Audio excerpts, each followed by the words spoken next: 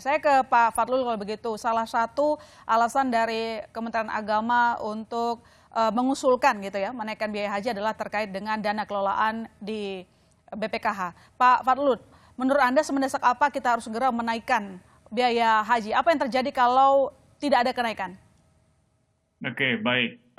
Mungkin ada 3 hal yang perlu kami sampaikan di sini ya. Oke, Pertama adalah bahwa ada kenaikan BPIH ya, biaya ya haji BPIH. itu di tahun 2022, yang mana dibandingkan dengan 2019 tentunya. Hmm. Sehingga sebenarnya seperti yang disampaikan oleh Pak Asep tadi, di 2023 sebenarnya memang tidak terlalu naik. Tapi akibat dari kenaikan yang di tahun 2022 itu menyebabkan biaya yang harus dibayar dari nilai manfaat itu meningkat 2 kali lipat. Oh, Meningkat 2 kali lipat.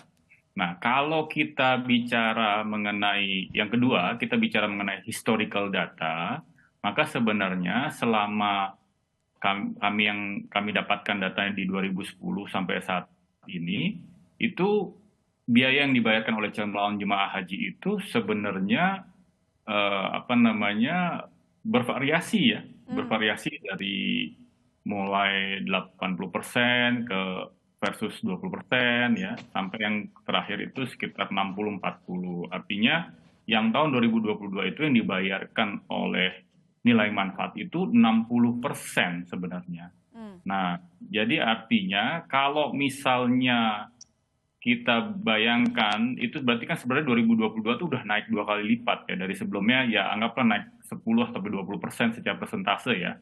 Hmm. Dari 40-60, 50-50 menjadi 60-40. Nah, kalau misalnya ini berlangsung terus, problemnya adalah kemarin itu 2022 kan setengah kuota ya, Oke. 50%.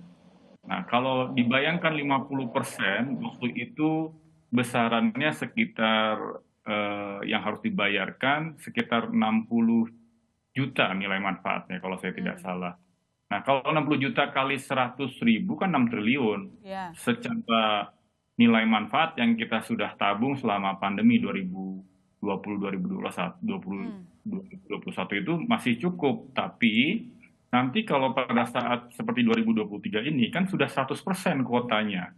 Jadi bisa Oke. dibayangkan harus keluar kira-kira ya sekitar, kalau kita tetap stay di 60% dari nilai manfaat yang harus dibayarkan, atau sekitar hampir 60 juta gitu, atau 60 juta lebih gitu ya, Mhm. itu kan sebenarnya kita harus bayar 12 triliun gitu. Nah, ini yang kemudian menjadi suatu desakan, menyebabkan kenapa harus di tahun 2023 ini harus dibalik angkanya gitu ya. Dibalik dalam artian tadinya 60% nilai manfaat, mungkin sekarang misalnya gitu ya, 60% yang dibayarkan oleh jemaah haji, walaupun yang diusulkan sebenarnya perhitungannya adalah 70%. Kenapa sampai ke angka 70% itu? Karena itu tadi, kita sudah harus mengeluarkan ya, di 2022, kalau kita bayangkan sampai asumsi dengan ditambah dengan nilai manfaat yang terus dihasilkan ya. Jadi artinya dana yang dikelola saat ini nih tetap terus berjalan secara hasil Oke. investasinya. Mhm.